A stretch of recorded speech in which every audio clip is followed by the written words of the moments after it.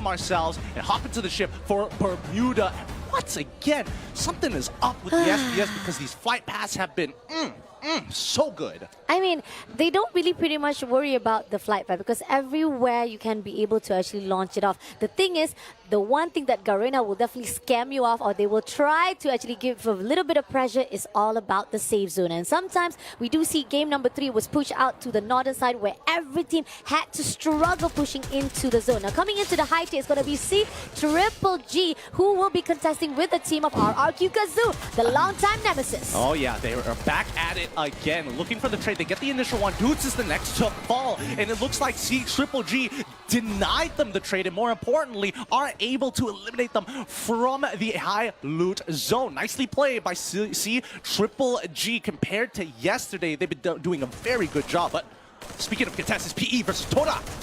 PE versus Toda at the same place again and again. They keep on meeting with each other, but they don't need to worry much about C Triple G actually teasing a little bit or actually poking their holes right here, as PE Nero was taken out in the process, but traded off with each other. Noki was taken out already. They're finding a way to actually revive back. The teammate got a vending machine right here, but not sure if there are enough coins for them to revive back. This is the thing. We got 0 points or 0 coins for Don't Cry at the moment right now. Toda is still right down below, and Huang is quite further away compared to the rest of the players. And Raja is right outside of this area. Hopefully, there's a possibility that Toda doesn't need to worry much. If they lost this game, they still have one player to hold on to.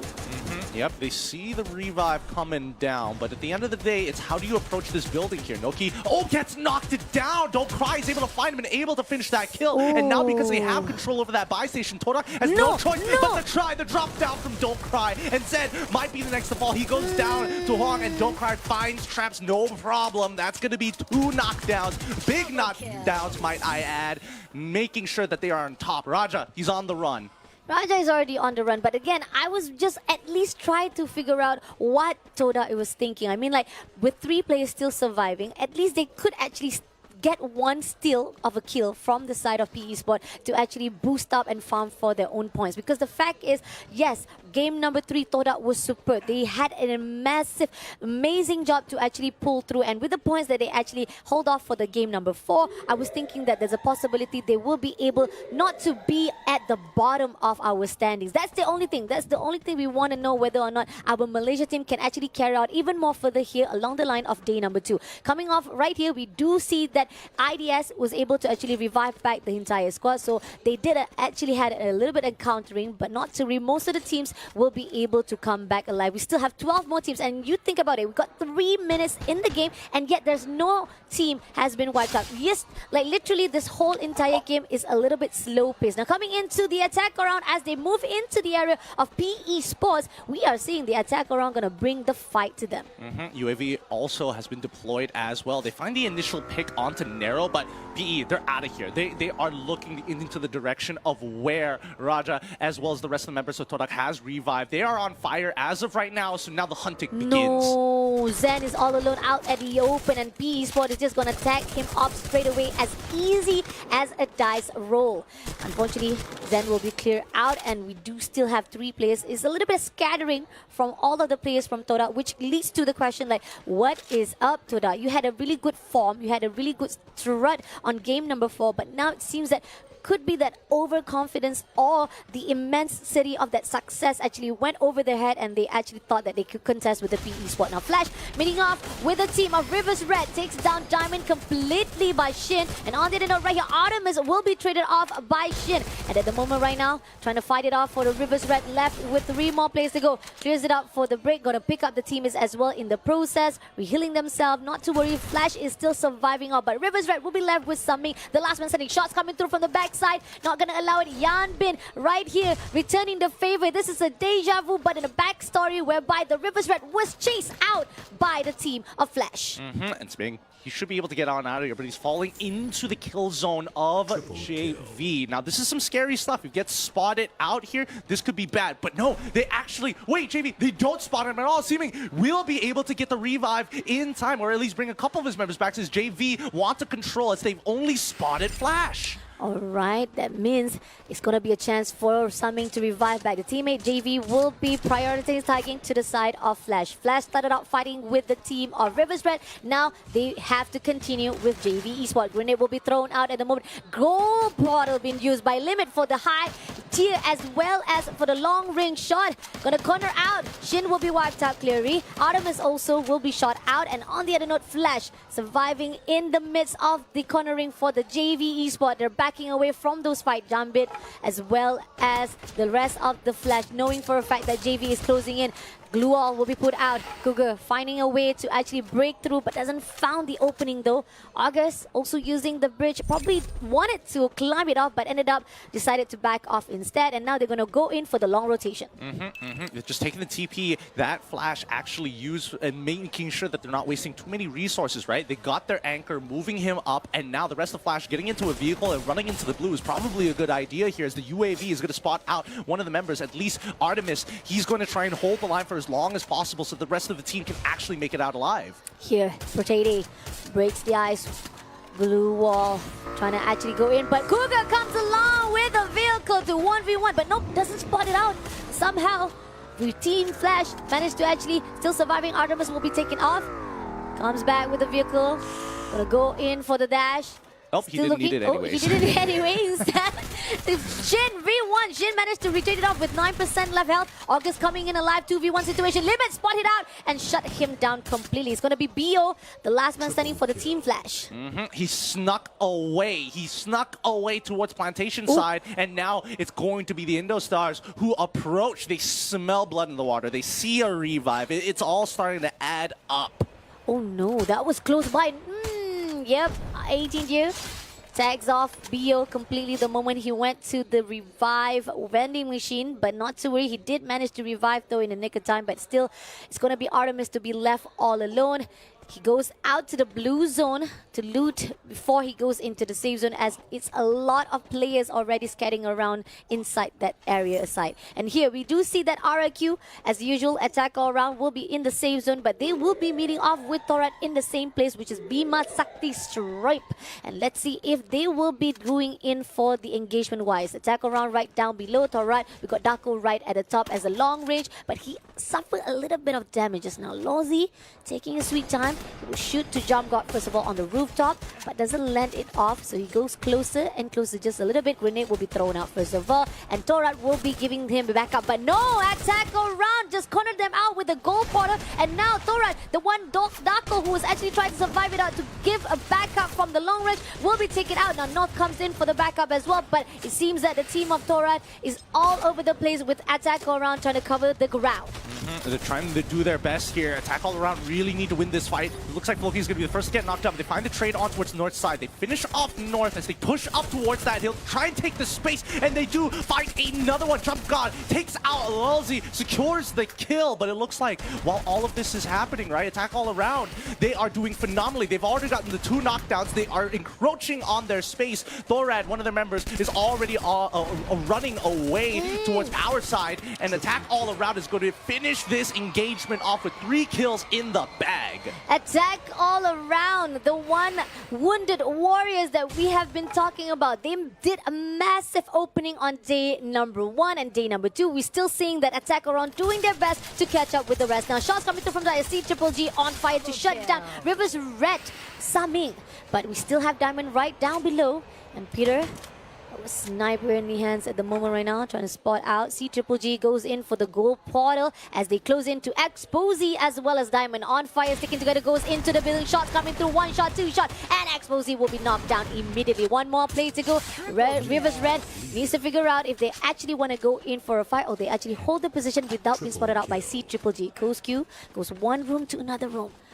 Peeking off, there's one play, he goes out from the window, spotted out, Rivers Red, but the glue wall is hiding off, on fire, comes through, grenade thrown out with a throw gun right here, trying to break the glue wall, but still trying to survive it out. Rivers Red running for dear life, holding on to the hope to be surviving the last man standing, but Triple G is not allowing any mercy, comes through 2v1 situation, 1 more shot to go, Diamond is resisting any shot coming in from Triple G, but on fire comes through, and that would be the end for River's Red Diamond. Oh my goodness, what a run around here. Two members constantly chasing, but it's a good decision from C-Triple-G to actually get two anchors this time to make sure that no thirds are coming in. Now, because Attack All Around was able to win their spot, they find a place in the ring, and now they can start gatekeeping BRU, currently on the hill on the southeast side. They're going to take shots as Onyx Olympus, actually making it this far is great, because now they're going to take control over the buy station on towards the northern side.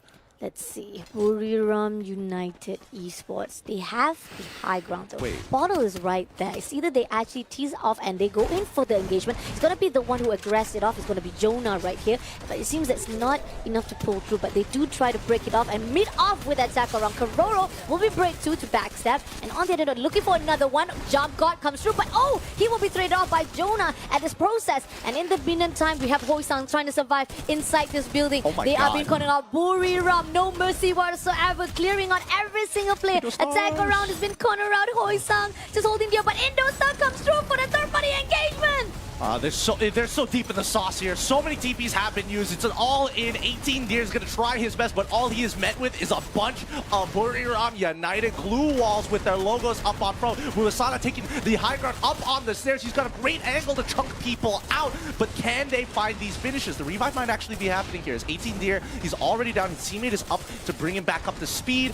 Moshko, he's got to control these entry points, drops another blue wall, manages to get the re-knock down, and now even Ross, he goes down as well. BRU are winning this, finds the execution. Kotil is down as well. BRU might just do it, and they eliminate the Indo Stars. Indostar, who came for the third party, lost the game completely. And as we see, the monsters are being used, but RRQ Legolas gets out of the wear area from the side of C-Triple-G, knowing for a fact C-Triple-G has that bridge been hold out. Dudes, as well as Abai, right down. Dudes will be cornered out by the glue wall, but 2v1 situation is not going to be in favor. Dudes will be cleared out by Korsq, but on the other note, still have C-Triple-G still holding on. But there's going to be actually a shot coming through from the backside where we see Razor 16 going to trade it off with Korsq's death, and in the process, one more. Holding off at the moment right now, and Blue Zone is right in the nick right at the moment right now. They don't do it, but no! Just when the moment tried to jump out from that bridge, Abai tags him off. Oh man, they are just getting gate kept right now, and now JV wants to be part of this too. They tried to go for a cheeky little flank here with a bit TP of their own, and now RRQ Kazu is in an awkward spot. I mean, C-Triple-G, they were holding an almost impossible situation, but now getting pinched by the side of JV RRQ. They need to pull this one up. They need to clutch up. If they win this fight, they have an easy way to actually walk into the ring from the northern side, and they know this. So they have to fight. Ooh, JV Esports coming in to finish what the team of RRQ versus C-Triple-G started out.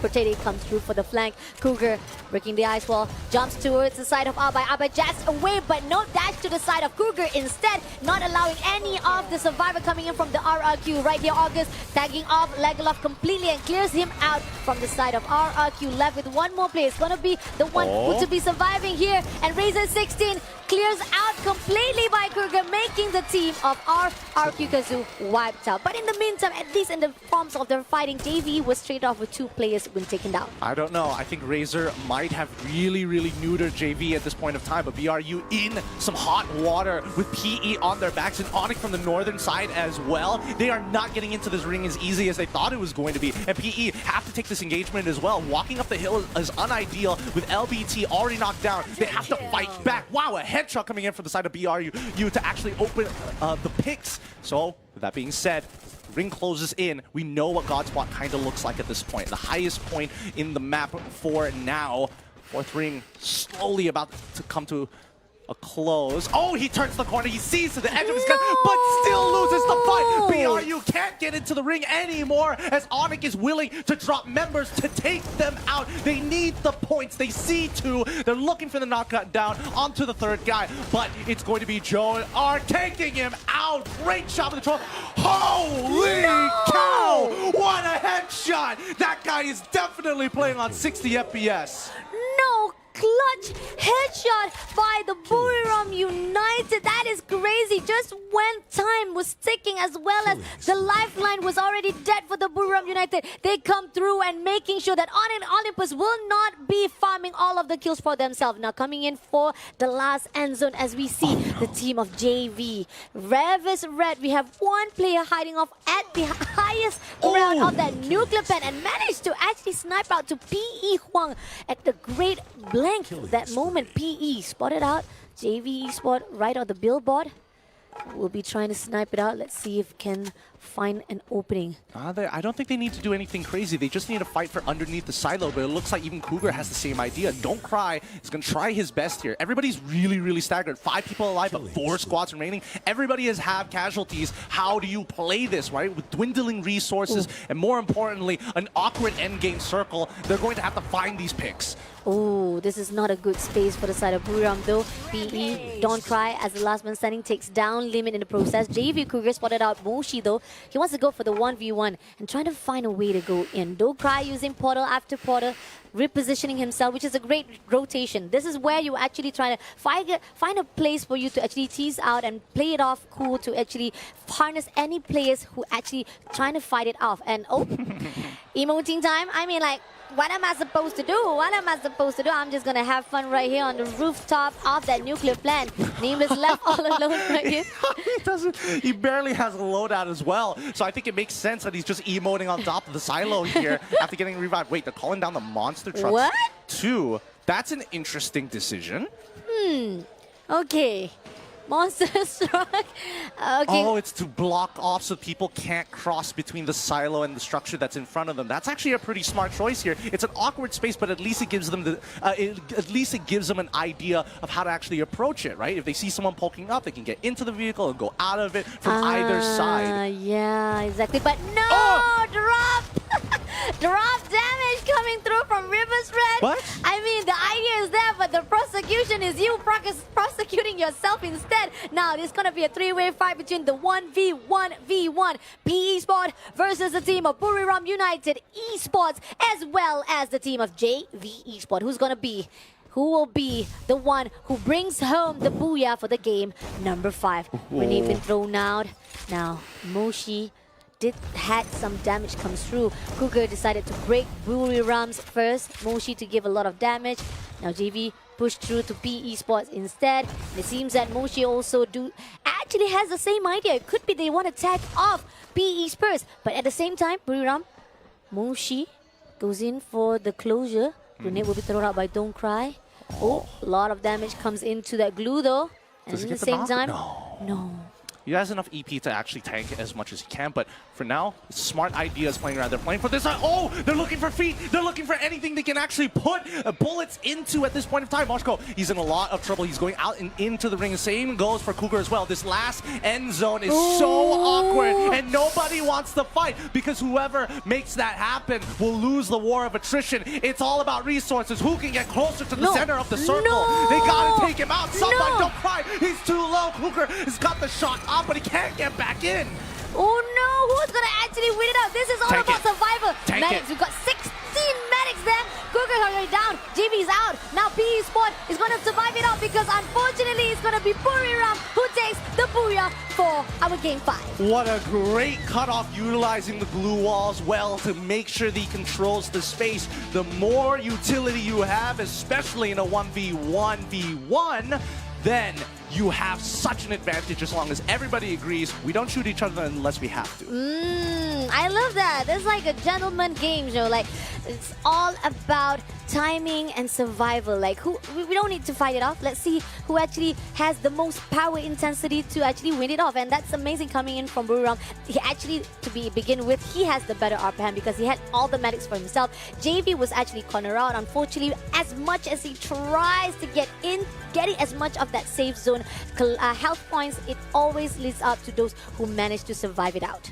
I think the worst part about all of this is whoever made the first move from either one of those three probably would have been the first one to get eliminated. I think that's how everybody was thinking about it. They're like, okay, we just have to wait this out. Eventually, somebody's going to engage, and if they do, we take advantage of it, right? And with such close vicinities as well, without the help of the glue walls to isolate your targets or isolate these fights, then it's going to be so much harder, which shows you why Moshko was coming out big time in this end zone. But speaking of the other teams, we're seeing the stories write themselves almost, right? Red Reverse getting dropped on by Flash, especially with a quick TP as well to chase him underneath the bridge. Pretty surprising, and I'm also surprised that JV specifically was able to get away with so much in these trades. Agreed, definitely. But at the same time, I feel like at the process as the team try to actually go in for the third-party engagement, especially as the fact that JV comes in to fight with the whole entire players that's still surviving, which is RRQ Kazoo, right? At least RRQ Kazoo managed to actually say, if you want to bring us down, at least we bring you down together with us. So they traded off that two players JV, and that's what made it even more worse for the JV Esports. Yeah, I mean, this is just a great showing of how to actually utilize these teleporters to be aggressive, but at the same time, you have an easy way to get back out of the fight with your team members. Having two team members that kind of anchor the fort down while utilizing long-range weapons, snipers, DMRs, whatever they can to get in the chip damage necessary to turn the fight into their favors. I think that at the end of the day, it's really tough. Everybody is out for blood. Everybody's out for some big kill points, and BRU coming up huge this time. Yeah, BRU is actually very surprising. At the moment when Onyx Olympus was tagging them off, they were already trying to actually hold it off. They already put out two players of Buriram to be shut down, but then Moshi said, no, we'll be able to clutch it out. We don't need to worry much about Onyx Olympus. And once they pulled through it all, Onyx Olympus did not know what was up for them to be fighted off. And in the end, the teams, the Buriram United Esports was the one to take the win. Now, this is the game summary for our game number 5. 28 revivals, total kills 73. We got total damage 47,490 with a total knockdown of 90. Not bad. This is show how a lot of intensity, a lot of the gunfight was done here on game number 5. I mean, it just shows you that the priority has shifted from not only playing for placements, but finding early picks to be able to get that hot streak going, the kill streak going, in a matter of fact, to make it into the top 6, especially if you don't have those points or you haven't broken the 100-point mark just yet. But let's have a look at the game summary as well. Wow. With JV Limit coming up huge with not only the biggest kill distance as the sniper assassin, but as a headhunter too. We all saw some of the shots that he was able to pull out there, but at the end of the day, I was hoping that maybe, just maybe, that he actually, well, makes it into a top 10 list of headshots. Agreed, definitely agree. JV Limit did amazing job with a lot of the accuracy wise, and it seems that he's going to actually conquer all that headhunters on the side. Now, Buriram, same tactics, same loadout that we are seeing right now. We got 2 Tatsuya, A124. Definitely something that Buriram is bringing off is going to be changing off one of the Tatsuya. We got 3 kills from Wasana, 1 from Moshi, 5 from Jonah, as well as Get High with 5 kills. So that's like 14 kills been already taken out by the team of Buriram United Esports. They are just built different at this point. The way they take engages, the way that they're actually really defensive, they know how to handle thirds very, very well.